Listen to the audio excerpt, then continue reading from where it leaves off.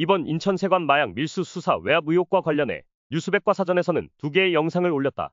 마약 밀수 수사 외압 사건이 최상병 외압 사건이 유사하고 수거한 마약 외 국내 유통을 시킨 것에 대한 의구심이 매우 높은 상황이다. 이번 마약 사건과 유사한 사건이 다시 회자되고 있다. 선라이즈 FNT 밀수 사건. 선라이즈는 우길기를 연상케 하는 이름이다. 선라이즈는 평택 자유무역지역에 전직 관세청 직원들이 선라이즈 FNT라는 회사를 설립한다. 이 회사는 농산물을 가공한 중국 농산물 수입품 관세는 400에서 600%대인데 이를 10%대로 낮추어 수입하는 엄청난 특혜를 누린다. 다른 회사들도 같은 조건으로 해달라고 하니 관세청정이 법까지 개정해 금지시켜버린다. 이 회사는 중국 농산물 밀수로 엄청난 돈을 벌어들이는데 공익제보자가 진정을 넣기 시작했는데도 수사를 하지 않았다. 이때 김건희 고모부가 내 조카 사위가 윤석열 검사다. 증거 자료를 모두 주면 윤석열한테 주겠다. 고 접근한다. 그러면서 이 사람한테 자료를 주면 된다고 최은순, 즉 윤석열 장모의 연락처를 준다. 제보자는 수사를 위해 2013년부터 2016년까지의 회사 비리 정보를 최은순에게 제공한다.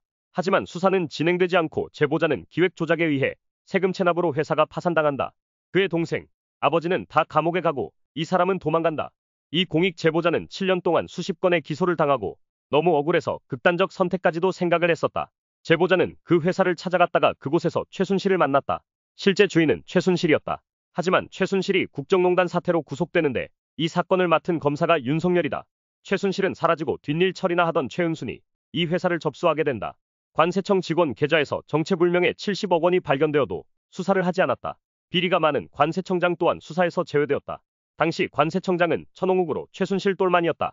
해외에 숨긴 최순실의 수조원대 비자금 수사도 안 하고 특검을 종료했다. 최근 최은순이 선라이즈 주인인 정황이 드러나고 있다.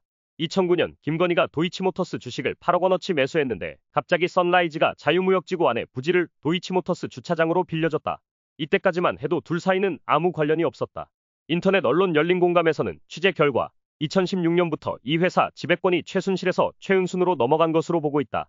이런 식으로 선라이즈는 6년간 1,460억 원의 불법 이익을 챙겼다. 아직 이 나라는 정상적인 나라가 아니다.